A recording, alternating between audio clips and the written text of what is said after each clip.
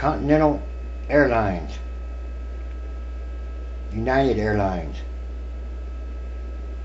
Delta, and American Airlines all have plans to cut capacity and to start cutting jobs. This is about the end of an era for commercial airlines, for commercial airliners, because jets are just not efficient. It's the most inefficient way to travel. Continental Airlines to cut 3,000 jobs. The airline says record fuel costs, record jet fuel costs, leading to worst industry crisis ever. Continental Airlines has said it is cutting at least 3,000 jobs and reducing capacity by 11%. It also said its two top executives will forego pay for the rest of the year. The job cuts represent approximately 6.5% of the company's workforce of 45,000. Houston-based Continental Airlines said it will begin pulling back on flights in September, when departures on its mainline operations will drop about 16% below September 2007 levels. Fourth quarter capacity will fall 11%. Continental Airlines becomes the latest airline to make major cuts as the carriers try to cope with record high fuel prices, which have nearly doubled in the past year and pushed Continental to a loss of $80 million in the first quarter alone. In a statement, the company said it plans to offer details on flight and destination reductions and eliminations by the end of next week, and fewer flights will also mean fewer planes. By the end of the second quarter, Continental will operate 375 mainline aircraft, and it plans to mothball 67 planes through 2009.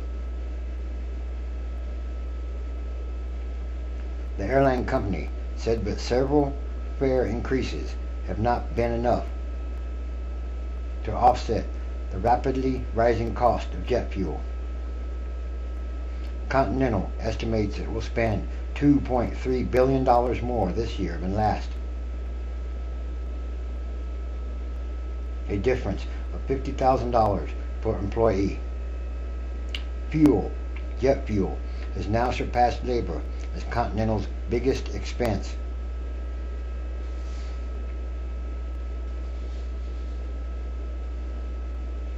Continental becomes the latest airline to make steep, sharp cutbacks. Some have called on U.S. carriers to shrink at least 20% to cut spending on fuel and labor. Industry executives say that would also drive up airfares as passengers compete for fewer seats in the air. It would not be profitable. It would lead to bankruptcy. It could also mean the reduction or elimination of service to many smaller airports. Reeling from runaway fuel prices, United Airlines has announced among the deepest cutbacks yet by major U.S. carriers in flying plans. United also is cutting large jet domestic flying by 14% in the fourth quarter and eliminating as many as 1,600 jobs.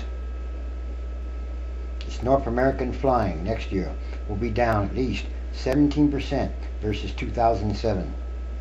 United Airlines is retiring all 94 of its Boeing 737s and 6 Boeing 747s.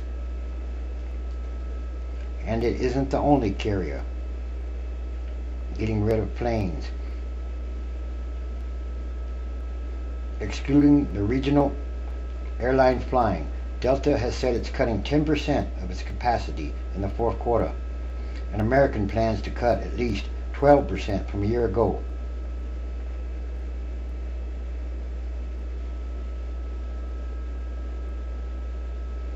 We're not going to see very many $99 fares to California and $69 Northeast Florida airfares anymore.